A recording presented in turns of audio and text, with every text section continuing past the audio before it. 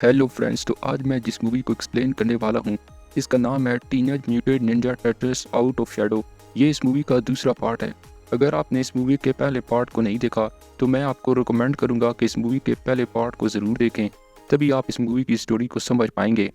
दरअसल इस मूवी के पहले पार्ट में शैडर को मारने का सारा क्रेडिट वॉर ने ले लिया था, इसलिए पूरी दुनिया को यही लगता है कि फूड क्लैन के लीडर शैडर को वॉर ने मारा है, जिसकी वजह से इसका पूरे शहर में नाम हो गया था। लेकिन इन कछुओं यानी निंजा टर्टल्स से ये देखा नहीं जाता, इसलिए वो वहीं बैठे वॉर्न को परेशान करने लगते हैं। और तभी इनके पास अप्रैल का फ़ोन आता है जो इन्हें बैक्स्टर के बारे में बताती है, जो कि कई दिनों से बैक्स्टर पर नज़र रखे हुए थी। और इसकी हरकतों से अप्रैल को ऐसा लग रहा था जैसे शैडर मारा नहीं है बल्कि वो पुलिस के पास है।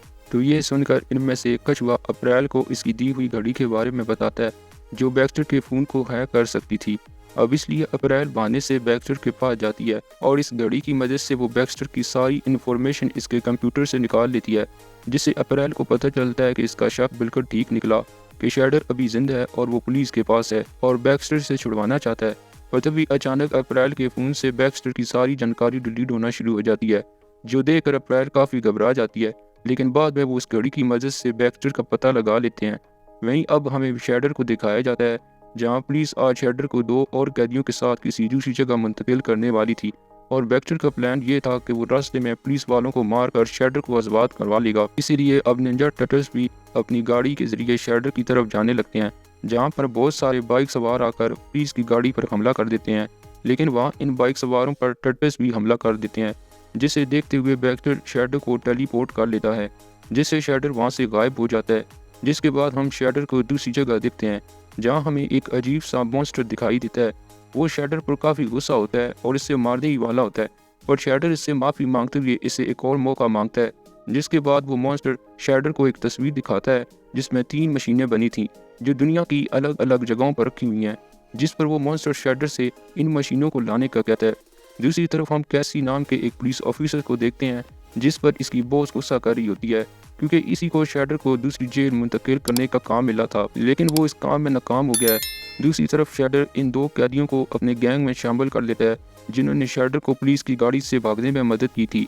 दूसरी तरफ अप्रैल गार्ड से बचते हुए बैक्स्टर की बिल्डिंग में घुस जाती है और तभी वो छुप कर देखती है जहाँ शैडर इन 2 कैदियों पर इंजेक्शन लगाता है, जिससे वो दोनों खूंखार जानवर में बदल जाते हैं। जिसको देखकर अप्रैल फौरन वहां से भागने की कोशिश करती है, लेकिन शैडर के आदमी भी इसे देख लेते हैं और इसे पकड़ने के लिए इसके पीछे भागते हैं। और वहीं पर कैसी भी पहुंच जाता है। इधर अप्रैल भी निंजा टर्टल्स को अपनी लोकेशन बताकर ये कहती है कि वो बहुत बड़ी मुसीबत में फंस गई है, जिसके बाद निंजा टर्टल्स वहां आकर शैडर के आदमी पर हमला करके अप्रैल को बचा लेते हैं और कैसी और अप्रैल को इनसे बचाकर अपने साथ ले आते हैं।